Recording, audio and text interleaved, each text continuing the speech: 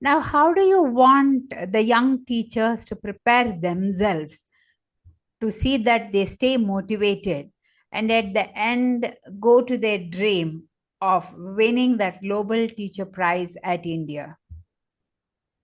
Okay, so I would suggest that it is not because of the prize that they have to come into this line of teaching. It is more to do with passion, right? So to raise a child, it is not just the parents who contributed, it is the teachers also contributed a great deal for these children while they're growing up, right?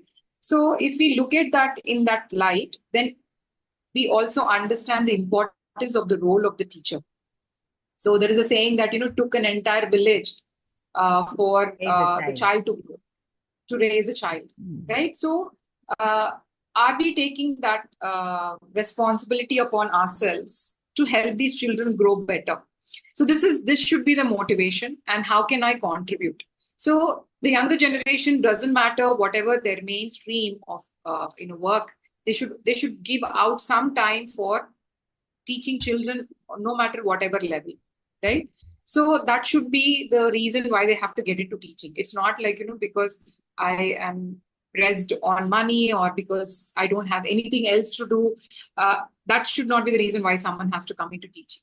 So I am sure there are some teachers who came into teaching line in fluke, but have motivated themselves and contributed their life in a great way, which helped so many students out. But the younger generation need to be little patient. They need to understand children are no programming. They're very natural. They take their own time to grow. Similarly, how you grew while you were as a child, have that empathy, learn to think from their shoes. How much time did you take to learn something? Is how much time this children will also take to learn anything. And the approach that you have for these children matters a lot. Are you going to plant seeds into their head? Are you going to plant weed into their head? That lies in the hands of a teacher and a parent and the society, not teacher alone. I would never say that. I will never put that entire burden on the teacher alone. So what kind of society are we creating around ourselves?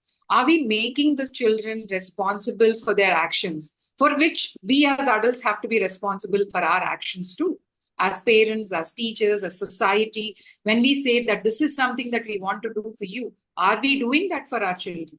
If not, how do we question them? How are we setting an example so that the children can grow up to be same responsible and also learn to question if something is not happening the way it is? For example, our students in Fountainhead, we did one program called 100 Days to Ozone Run, where our children took up community cleaning, right? So they went on, first they learned how to do the segregation of waste. And then they went on checking on the roads, and they felt like, how can people trash roads like this? How can they litter around like this? So these were all the thoughts that were happening in their head. These are the kids who never must have helped their parents to clean their own room. Okay. But when they went out is when that realization actually hit them. And then I know that parents came back and started telling, ma'am, I see a drastic change in my child, that he or she comes back and chucks that dust in the dustbin, and they segregated the bins, and they say this is where the dry waste goes, this is where the wet waste goes, and all of that. I'm so happy that they're growing up with responsibility. So then when we took them to the commissioner, the way they represented themselves was quite amazing. They said that, we as responsible citizens, children, my parents are responsible in paying taxes and keeping the house clean. And my school is also trying to keep the environment clean. But you as GHMC, what is your contribution in trying to keep the roads clean? This was the question that my students asked. I should appreciate the commissioner that, the way he was touched and moved. It was during the election time, but still their entire team made sure that, they should not disappoint the children. They made sure the roads are all cleaned without a small piece of paper or plastic lying around. So this is the output that, when the child sees that, my voice matter, but someone has to guide the child with that voice. So it has to be the teacher, it has to be the parent, right? And help them, also keep them protected, because their protection is also in our hands.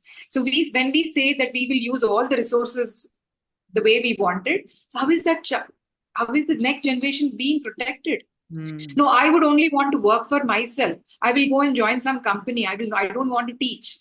But then you will have babies tomorrow. Who will teach your child? So this is the awareness that we have to bring in the younger generation. And whenever I ask children, like, who wants to grow up to be a teacher? Definitely the very few children.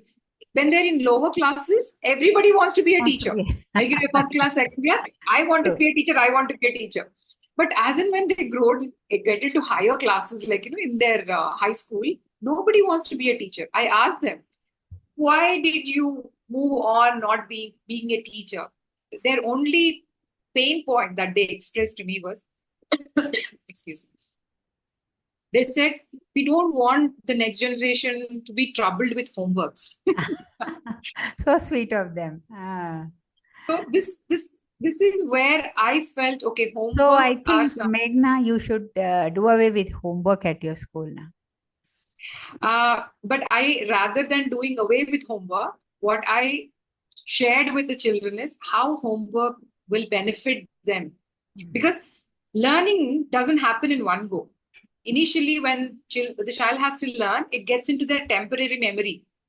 And if there is no repetition, it cannot get into permanent memory.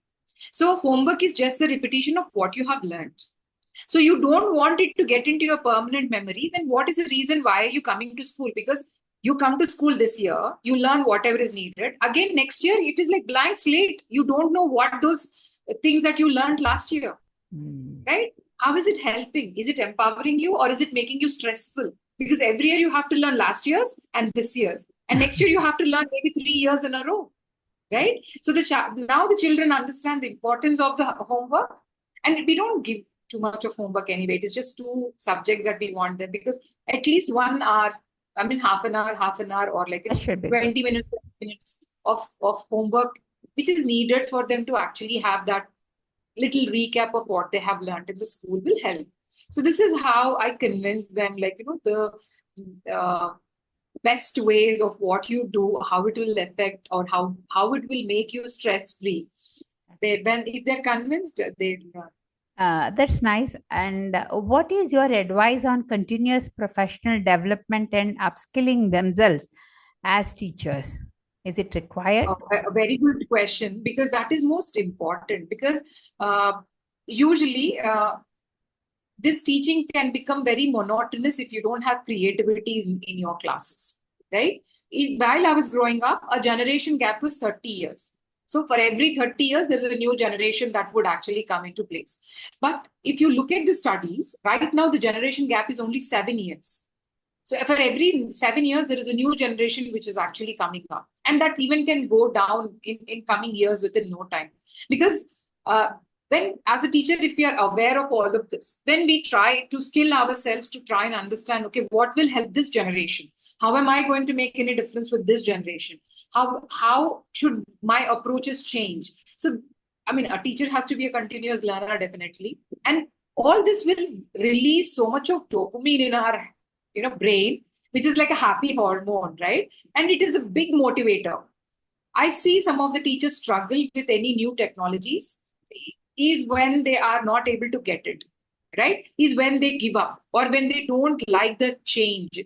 So it is the personality that, some people don't like change. But when you prepare them that this change is going to bring certain changes which will be so towards you, the betterment for you in many areas, that is when they get convinced, and then they learn. Because I used to have mentors who are like, who retired from their services but never gave up on learning. I used to have this mentor who used to be 104 years old but has the best knowledge on nanotechnology, robotics. He created curriculum for robotics from class 1 to 10. Oh, Mr. nice. Parsardigar. And he lived for 104 years until the day he had to leave his body. I don't think there is a single minute that he wasted without skilling himself up, even at that age. I mean, I think when he was 103, he went for a 5 kilometer walk Oh, with all the, yes. And I mean, when I met him, like, I was just so happy that, I'm meeting somebody so learned and all of that. And the humbleness that he showcased, saying that, I'm here to learn from you. A 93-year-old man telling me, who's just started a school, saying that, I'm here to learn from you. And he's the same person who worked for the best institutions, education institutions of the country, let it be IITs or AIMS or any of these places. And I just started a kindergarten school. And he has this humbleness saying, I'm here to learn from you. oh. I'm like, I became speechless. I said, that's the humbleness that we as teachers should portray into the society, right? Right? Than saying that, okay, I am so and so's son, I am so and so's daughter. Mm. I think that's something which drives me a lot. Continuous professional development is always the order of the day. Anytime it has to be done continuously. That's why it's called Both continuous professional and personal, I should say, both professional and personal. Because personal. I remember when I was a child, I always wanted to go and dance, learn to dance. So my grandmother sent me for dance classes. But within less than 1 month, she said, no, no, no, you're growing thin. I don't want you to go to dance classes. She asked me to leave my dance class.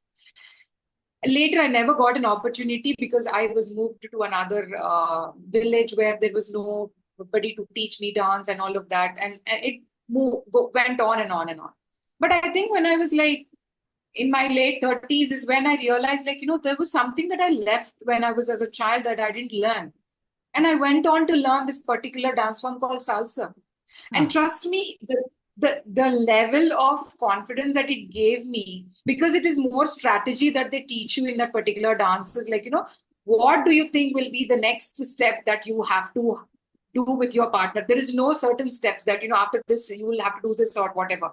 So it will actually teach you how to plan. So this is what I learned from that particular dance form called salsa.